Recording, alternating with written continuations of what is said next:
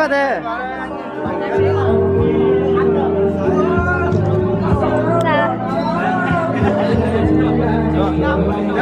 hả ơi có gì gì đó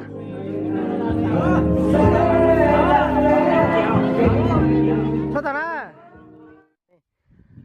ok nhớ rằng ít chồng trên này chỉ cho phong gì sau đây nè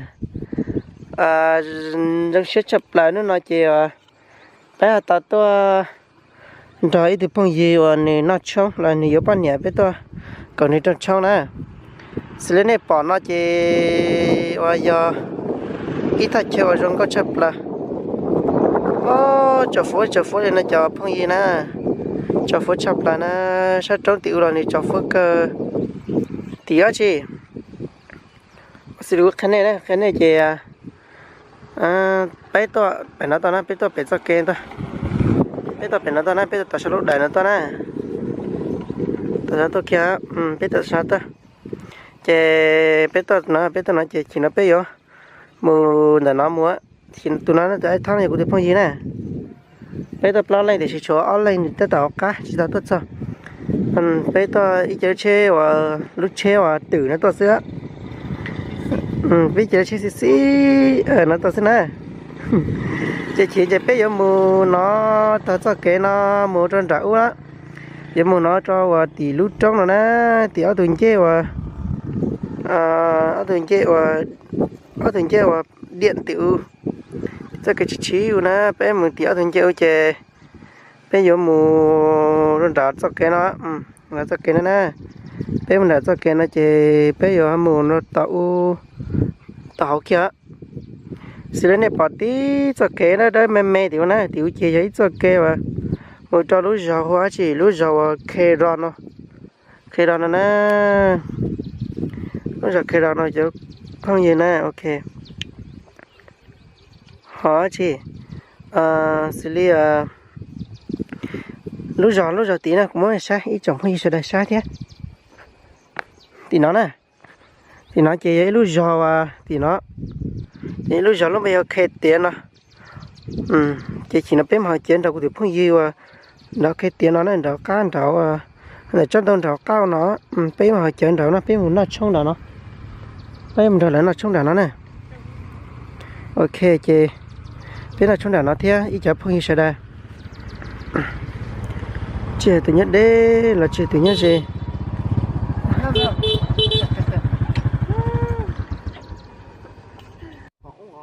ok chị chỉ nói cuối thì phong gì nữa tôi sợ thế nè đừng thật cả cuối thì phong gì nhớ về ở chậm tàu vậy ok lý do nhất chậm tàu cả chậm tàu chị chụp phong gì nè cái thằng kia tôi bé tôi rồi này giờ mới chị bây giờ mùa nó cho này trả bên nó cho tiếp lẹ bé thay giờ không có giống cao thế bây thay giờ tôi không có không có nên cho bây giờ sẽ để tao sai à ok chỉ tao nấu nha ít là ít năm cái cá không có chín tuổi hả cá không có chín tuổi lấy tôi mà cái cá cái này tôi mới rồi cái cá tôi ăn nấu này tôi mình thấy là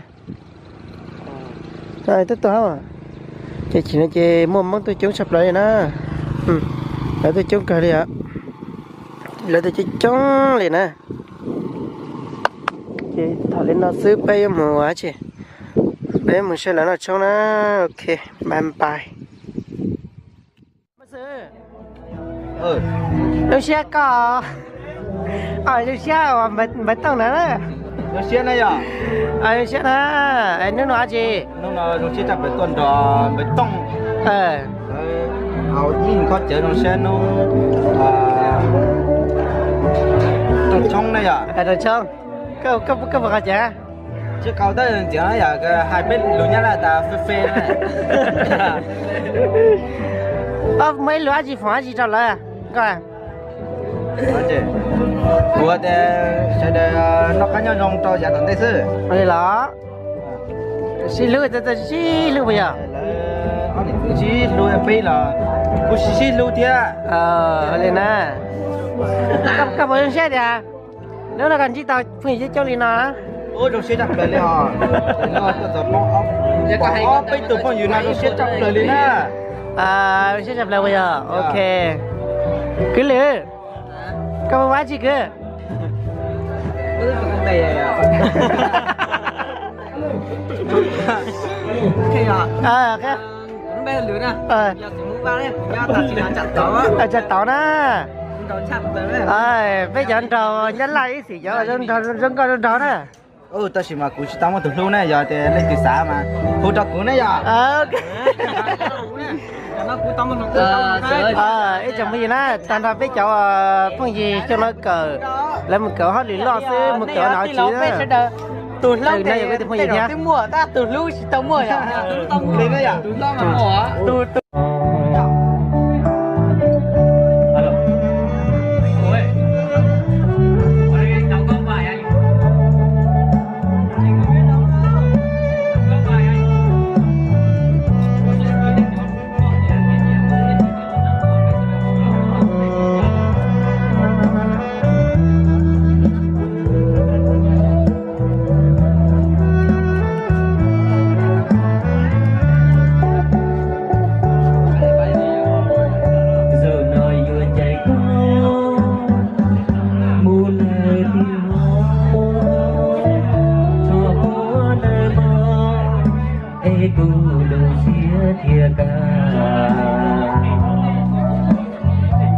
giờ đã lâu dài lời cho mùa xía nó ca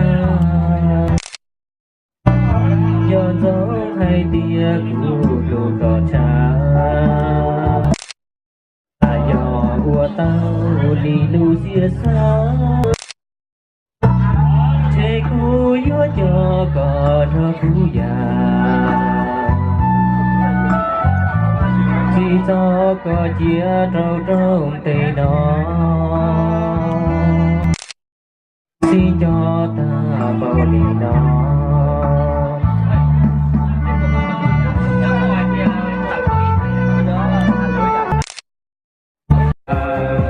cô dâu xinh xắn bên họ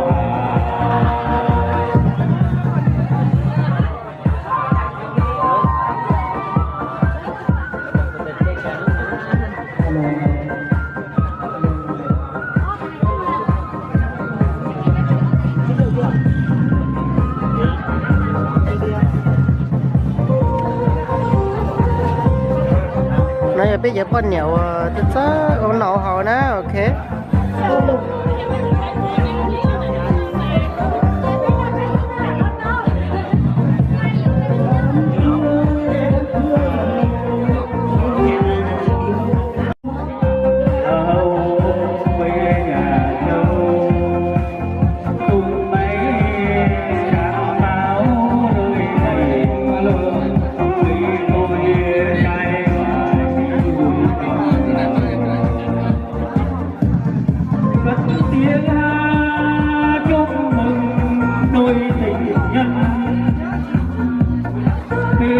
Nó bây giờ chơi từ quỳ nó nó bé chị tổng và thì nhiều chiều nó ok.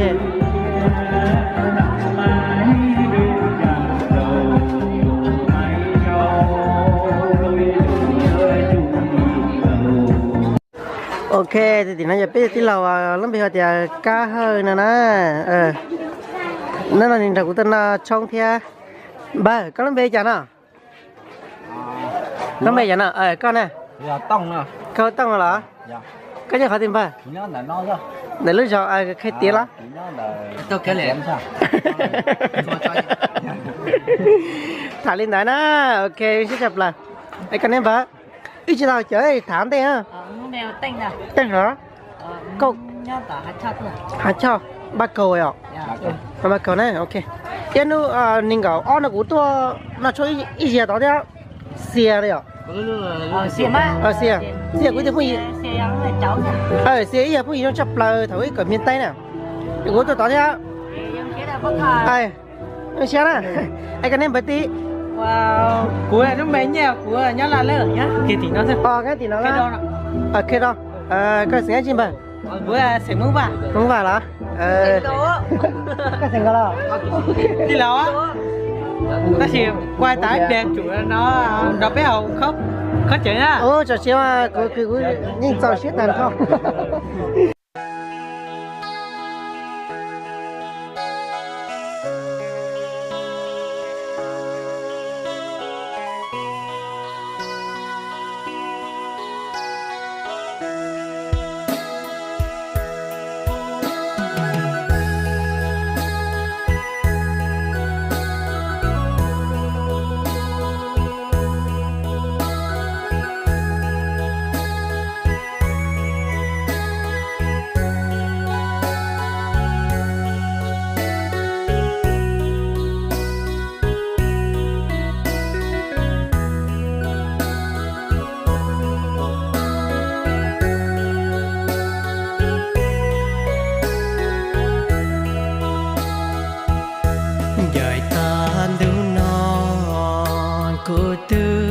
sẽ chuyện cho con cha có chuyện trò sau đời tôi có cô trò bỏ hoa trao cô lưu xia non nữ trò can thọ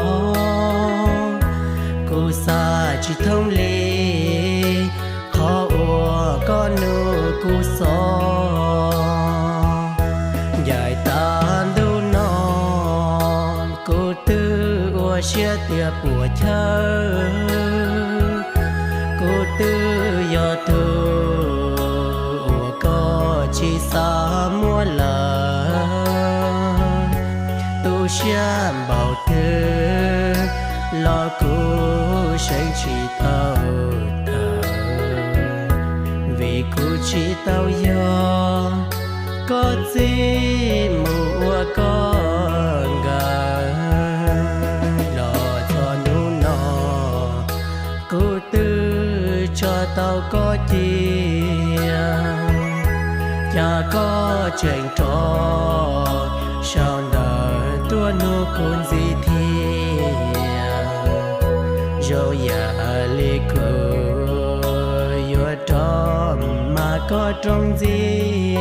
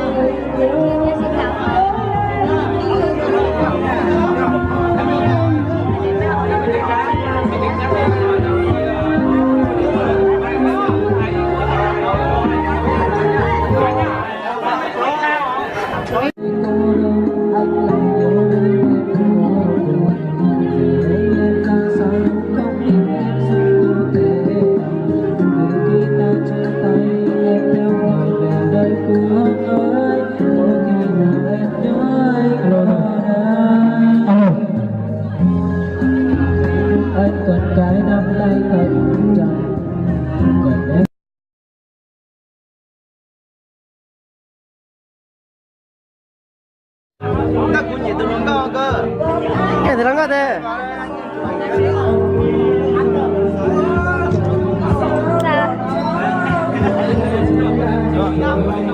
hả ơi có gì chứ đó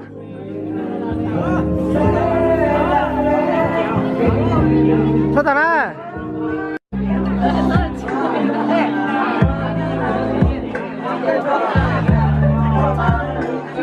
chờ nó nào mà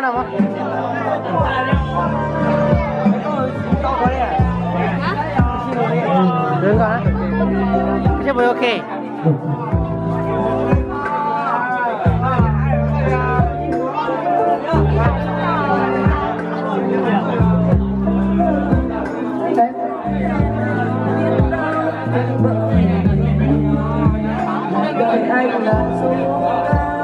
anh không được do biết anh yêu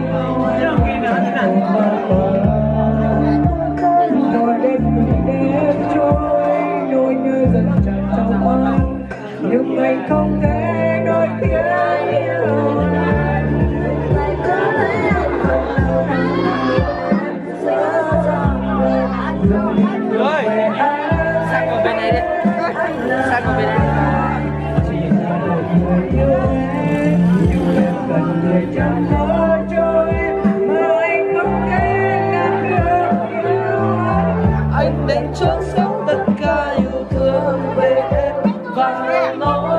ไปเลยมึงเจ๊นะ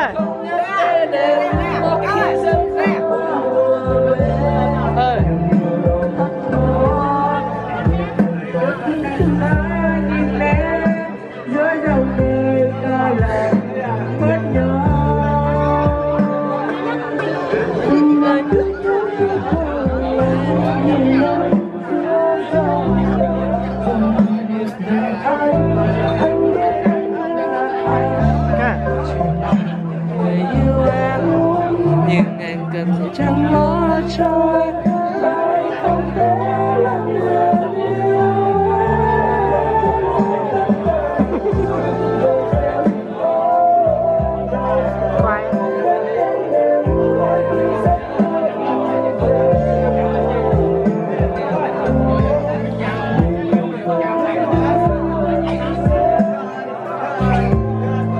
biểu biểu quài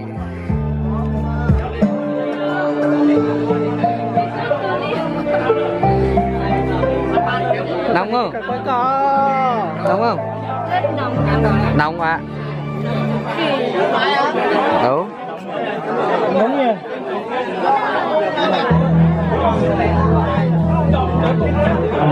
cái di chuyển ở đâu như thế nào ok ở đâu cái di chuyển này ông Tín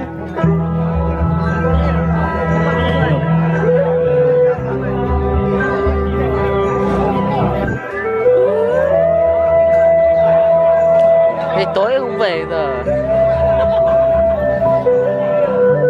chói đấy nhỉ.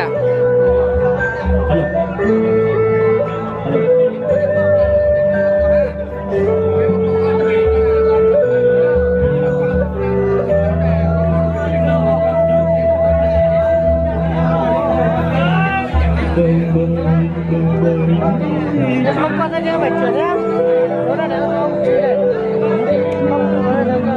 nó trừ cái độ sáng của nó Thế trừ độ sáng à? Ở đây phòng quá, nó phòng nhanh quá.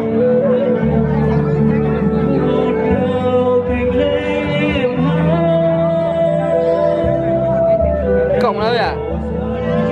lấy độ sáng đi mà À, đúng rồi rồi, ô lên một số một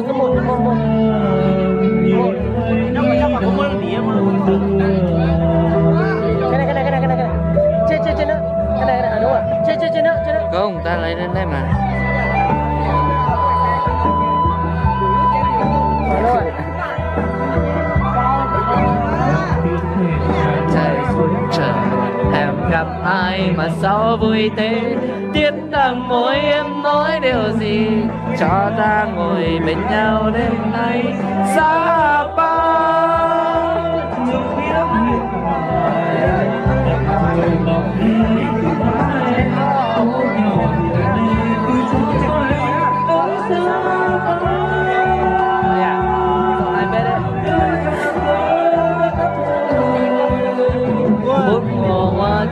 và mùa con trai hát gọi con gái đắm say phiền trường bao về cùng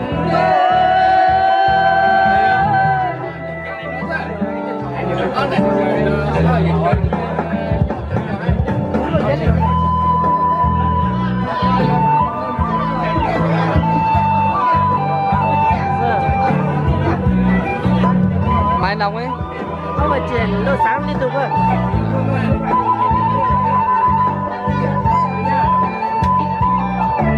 rồi đi xin đồ mấy cái chén trai rồi hẹn gặp ai mà sao vui thế tiếng đằng môi em nói điều gì cho ta ngồi bên nhau đêm nay xa ba chiều biết trời ngọt lê từ má em phố nhỏ nhẹ lên từ trong em ơi xa ba nơi gặp gỡ đã trời một mùa hoa trái bày cùng nhau lấy phiên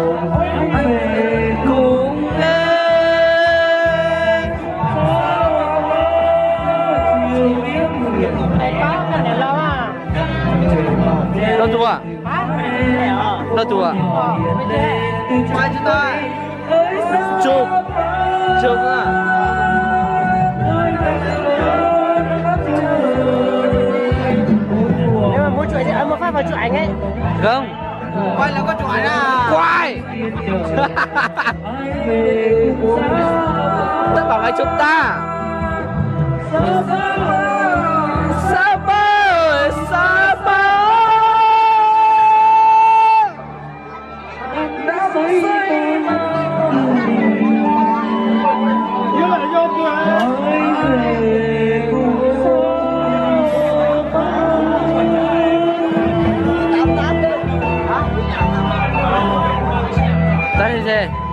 Ta thì cái nào đó này. Đi xuống quan trời.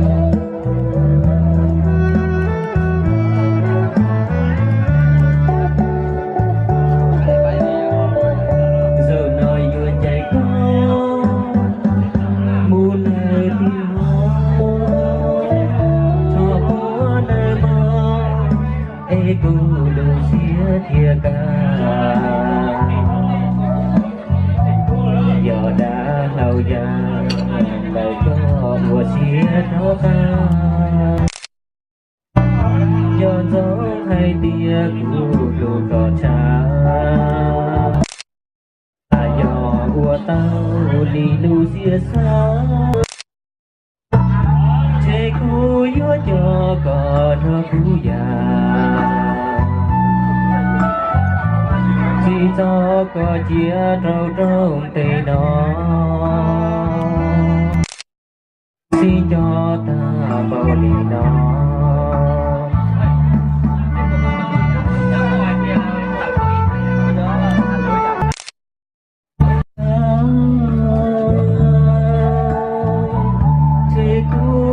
cho con cho cú già chỉ cho có chi dầu nói yêu chạy có một lần đi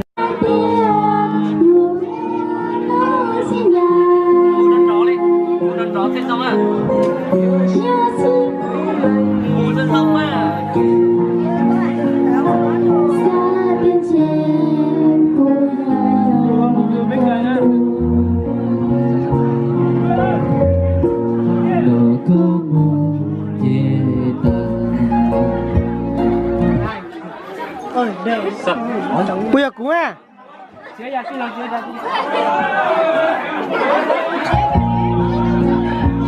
Hai là đi đầu đi anh.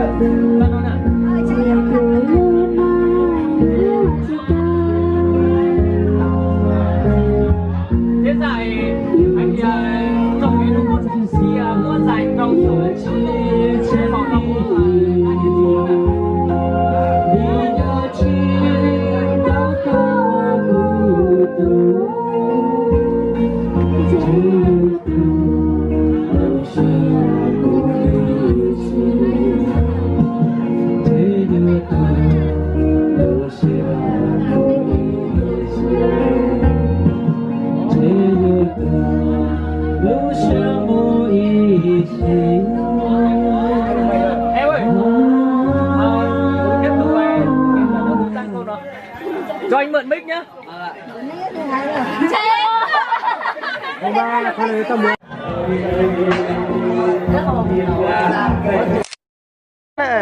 Con á.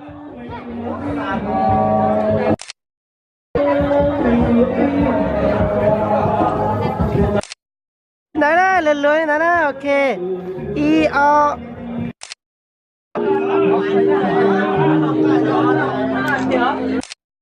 Tao nói I O.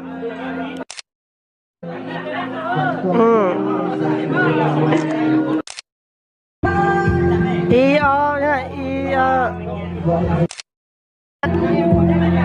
I O. Ok.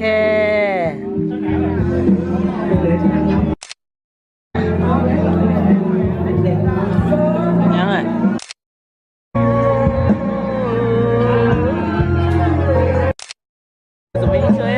Lo kê bố ra kia kìa. Hả? Chậm ấy. Anh đâu như thế nào không? Em muốn nữa thôi.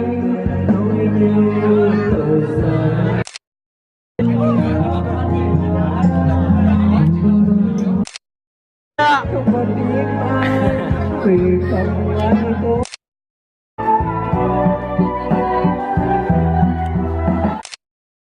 từ từ đang lấy nét.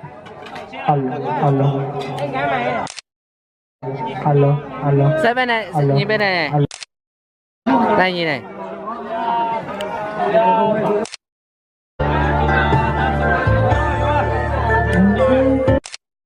Đưa lên.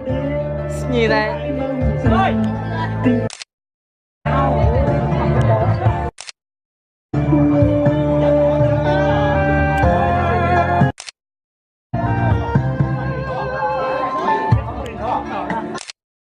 tôi mong chờ tình đời khác hãy mang em đi vào cõi mơ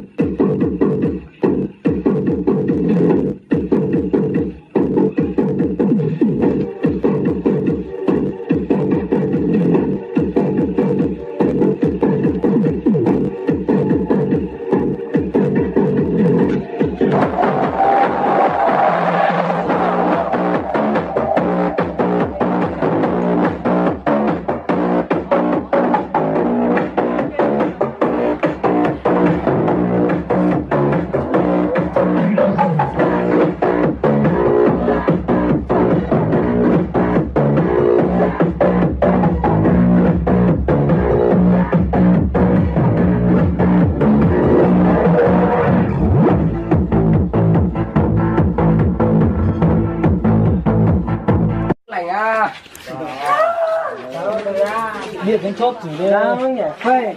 Dừng mới hút. Thì trong đi trong